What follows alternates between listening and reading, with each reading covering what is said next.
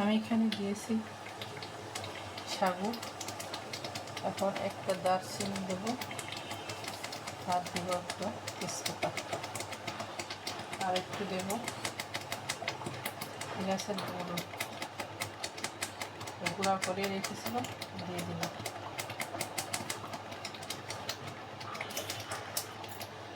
এখানে এক চিমটি লবণ দিয়ে দেবো, এই যে এক চিমটি লবণ দিয়ে দিলাম। এখানে দেবো একটু ঘি দেবো,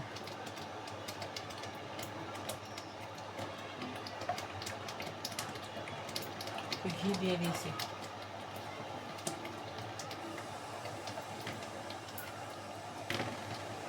টেস্টি হওয়ার জন্য আর কি ঘিটা দেওয়া, তাছাড়া কিছুই না।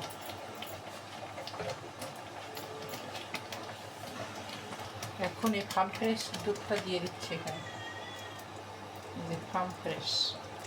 এই দুধটা আমার খুব পছন্দের দুধ, খুব টেস্টি হয় এতে, আর অনেক ঘন, এই কারণেই ফার্ম ফ্রেশটা অনেক ভালো। মিল্কভিটার থেকে ফার্ম ফ্রেশ বেশি ভালো।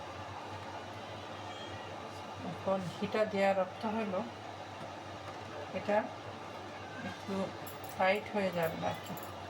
এখন আমি চিনি দেওয়া হয় না, যেহেতু এখানে চিনি দেবো। রমজানে এখনও এসব কিছু করা হয়নি। মেয়েটা পাশে এসছে, সবসময় বাহিরের থাকে, বাহিরের দেশেই থাকে, এই জন্য করা হয় না কিছু। আজকে আসছে, তো আবার কখন চলে যাবে, এই জন্য করলাম। চিনি বেশি দেবো না, কারণ সে চিনি আবার খেতে চায় না।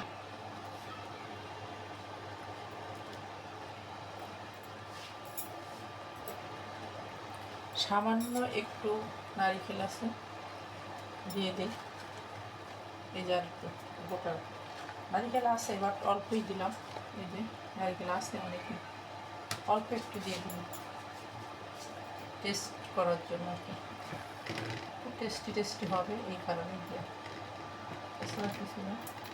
পরে এটা হয়ে গেলে একটু যে আসলে আর একটু বলক চলে আসে, এখানে একটু গুঁড়া দুধ দিয়ে দেবো আমি এর উপরে ছড়িয়ে।